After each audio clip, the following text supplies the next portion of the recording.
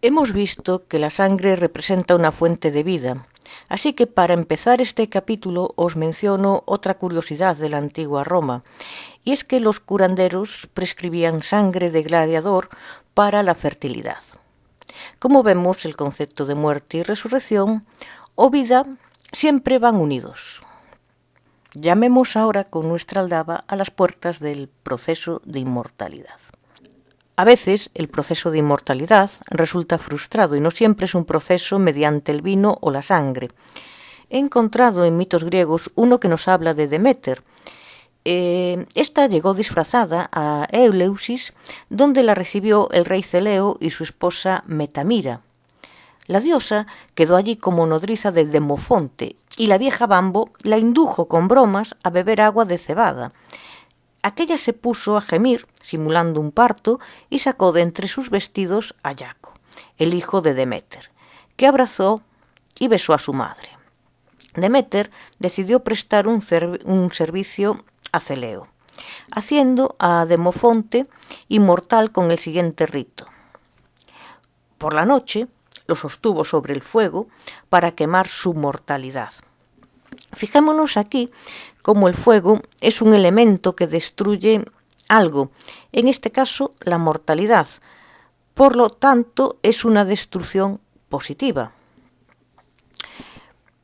Pero Metarira, hija de Anfitrión, entró por casualidad y rompió con ello el hechizo. Entonces, Demofonte murió.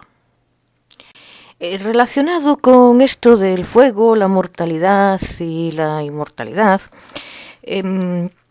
podemos referirnos también al mito de Heracles, de Hércules.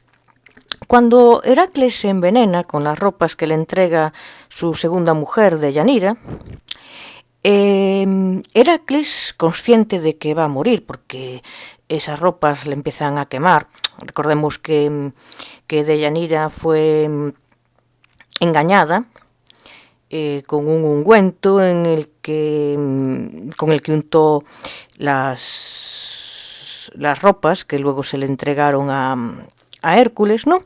Decía que Hércules, cuando empieza a notar ese veneno y que le quema la carne, consciente de que va a morir, llama a su hijo Hilo para que lo lleve a morir a un lugar solitario. Hilo lo lleva al monte Eta, donde Heracles, le pide que lo queme en una pira. Allí se quema la parte mortal del héroe. Pero la parte inmortal, recordemos que Hércules era un semidios, hijo de Alcmena y de Zeus, que se había hecho pasar por anfitrión. Bueno, pues decíamos que en el monte Eta se quema la parte mortal del héroe, pero la parte inmortal queda a salvo. Se produce entonces una división de Heracles, y su parte mortal, la que se quemó, o el alma más bien, o como le queramos llamar, va al Hades. Pero la otra, la parte divina, sufre precisamente una transformación divina, asemejándolo más a su padre Zeus. Y esta parte se hace inmortal en cuerpo y alma, por decirlo así. Sigamos con los mitos que relacionan el vino, la sangre y el color rojo con la resurrección. Se tiene noticia que una prohibición primitiva recaía sobre los alimentos de color rojo, los cuales solo se podían ofrecer a los muertos. Se suponía que la granada había nacido, al igual que la anémona escarlata de 8 pétalos, de la sangre de Adonis. Y aquí vemos otra vez la sangre como fuerza de vida. Otro mito relativo a este color rojo relacionado con la sangre nos dice que Core recoge o acepta adormideras por sus cualidades soporíferas y su color escarlata, el cual promete la resurrección después de la muerte. Según Eurípides en Las Bacantes, Dioniso, hijo de Zeus, fue desmenuzado por los titanes, instigados por Hera, la hermana y esposa de Zeus. Tras esto, las bacantes hirvieron sus pedazos en una caldera. Aquí aparece el elemento del caldero, del cual ya hablaremos. Bueno, pues las bacantes hierven sus pedazos en una caldera, mientras un granado, el árbol que da las granadas, brota de la tierra donde su sangre había caído, la sangre de Dioniso. Fijémonos cómo el granado está relacionado con la sangre, en este caso la sangre de un dios. Bueno, el caso es que ahí Dioniso estaba desmenuzado, pero Rea, la diosa Rea, unió los pedazos de Dioniso y lo volvió a la vida. Después, Dioniso inventó el vino en el monte Nisa. Aquí tenemos el vino también, ¿no? Observamos en el mito anterior 4 elementos relacionados de alguna forma con el grial en cuanto al simbolismo: el rojo, la sangre, el vino y la resurrección. E incluso podríamos añadir un 5º elemento que ya hemos mencionado, el caldero.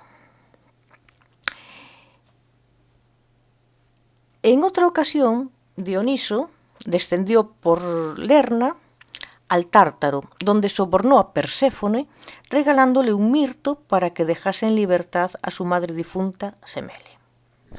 Un mito curioso es el de Zagreo, hijo de Zeus y Perséfone. Zagreo fue despedazado por los titanes. Esto parece ser que se le daba mucho eso de despedazar, Bueno, fue despedazado por los titanes, quienes empezaron a devorar su carne. La diosa Atenea los interrumpió y rescató el corazón de Zagreo. Entonces enterró la víscera en una figura de yeso. Acto seguido le insufló vida y Zagreo no solo resucitó, sino que también se hizo inmortal. Insuflar vida es otra de las constantes en cuanto a dar vida se refiere. Pensemos en el mito de Adán que aparece en el Génesis, ¿no? Cuando hablamos de vida y muerte en el mundo grecorromano, también tenemos que hablar del Tártaro, lugar donde van a parar las almas de los muertos, y se dice que el único placer que tienen estas almas es el que consiste en libaciones de sangre, cosa que podemos considerar como un antecedente de los vampiros. Estas libaciones se las proporcionan los vivientes y cuando las beben vuelven a sentirse casi hombres. Volvemos aquí a encontrar la sangre como un elemento vivificador, ¿no? También se pensaba que las almas podían volver a ser hombres y entraban en habichuelas, nueces o peces y las comían sus futuras madres. Aquí está claro que se refiere a la reencarnación. Hablemos ahora de las 3 gorgonas. Las 3 gorgonas eran Steno, Euríale y la famosa Medusa. Todas ellas eran hermosas, pero Medusa se acostó con Poseidón en un templo de Atenea. Y ésta la transformó en un monstruo alado con ojos deslumbrantes, enormes dientes, una gran lengua, garras afiladas y cabellos de serpientes. Su mirada convertía a los hombres en piedra. Perseo consiguió cortarle la cabeza y de su sangre nacieron el caballo alado Pegaso y Criasor. Relación con la resurrección también tiene la inmortalidad.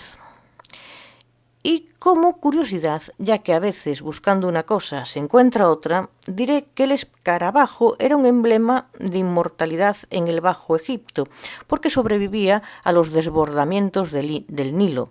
El escarabajo también se relacionaba con el corazón. Esto ya lo había mencionado, pero bueno, lo vuelvo a mencionar. Pasemos ahora a Babilonia. Allí encontramos que el dios Ea decía haber creado un hombre magnífico con la sangre de Kingu. pero la diosa madre Aruru creó un hombre inferior con arcilla. Regresemos de nuevo al mundo griego. Artemis, la hermana de Apolo, suplicó a Asclepio, el dios de la medicina, hijo de Apolo, que resucitara a Orión. Pero fue un rayo de Zeus el que mató a Orión y por ello no pudo resucitarlo. Ya vimos en el capítulo anterior que Zeus también mató con un rayo a Asclepio por haber resucitado a hombres, ¿no? Zeus era el poder supremo. Y ante eso no había resurrección que valiese si él no lo quería, ¿no? Bueno, el hecho de que Artemis le pidiese tal cosa a Asclepio demuestra que Asclepio tenía el poder de resucitar a los muertos, aunque como se puede comprobar, como acabo de decir, había dioses superiores que podían impedirlo. Tampoco hay que olvidar una cosa, hay que tenerlo siempre en cuenta con relación a Asclepio y todo esto de la medicina, que Apolo también era dios de la medicina. Porque lo asociamos siempre a las musas, al sol, a otras cosas, pero era dios de la medicina también. En cuanto a Apolo y la sangre como fuente de vida, es pertinente contar su relación con Jacinto. Era Jacinto un joven hermoso del que el poeta Támeris se enamoró al tiempo que lo hizo el dios Apolo y el viento del oeste, quien se sentía el viento del oeste, quien se sentía celoso de Apolo, porque Apolo se había ganado los favores de Jacinto.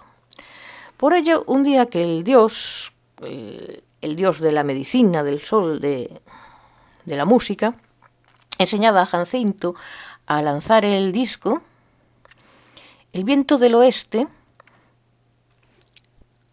lo volvió al disco contra la cabeza de Jacinto y lo mató. De la sangre de Jacinto nació la flor del jacinto, en la que se ven todavía sus letras iniciales.